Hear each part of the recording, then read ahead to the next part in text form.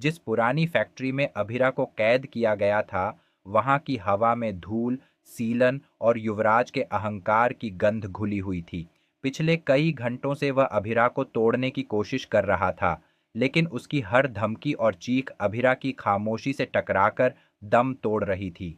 तुम मेरी हो, समझी, सिर्फ मेरी।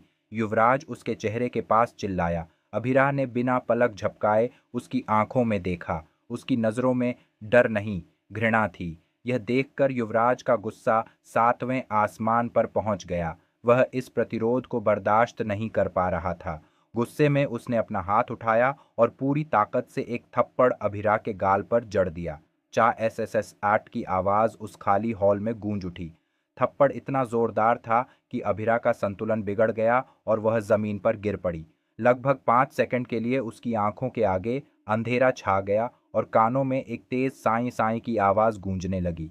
उस अंधेरे में उसे अपनी माँ की याद आई, अरमान का चेहरा याद आया और वह हर लड़ाई याद आई जो उसने अकेले लड़ी थी।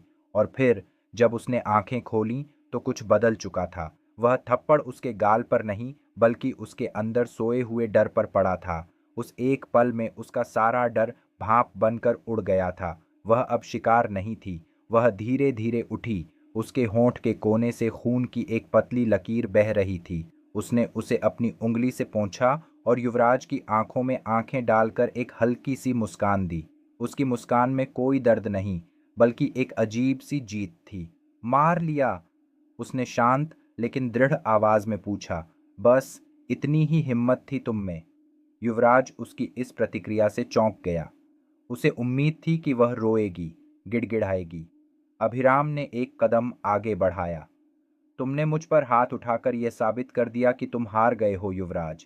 जब शब्द खत्म हो जाते हैं, जब तर्क खत्म हो जाते हैं, तब तुम जैसे कमजोर लोग हाथ उठाते हैं। उसकी आवाज में एक ऐसी निडरता थी जो युवराज के रोंगटे खड़े कर गई। यह थप्पड़ तुम्हारा अंत है। तुमने मुझे डराने की कोशिश की, लेकिन तुमने मेरे अंदर की उस आग को जला दिया है जो अब तुम्हें और तुम्हारी इस घटिया सोच को जलाकर राख कर देगी। उस दिन उस धूल भरे गोदाम में युवराज ने एक लड़की को थप्पड़ नहीं मारा था, उसने एक योद्धा को जन्म दिया था। यह थप्पड़ डियाच उसे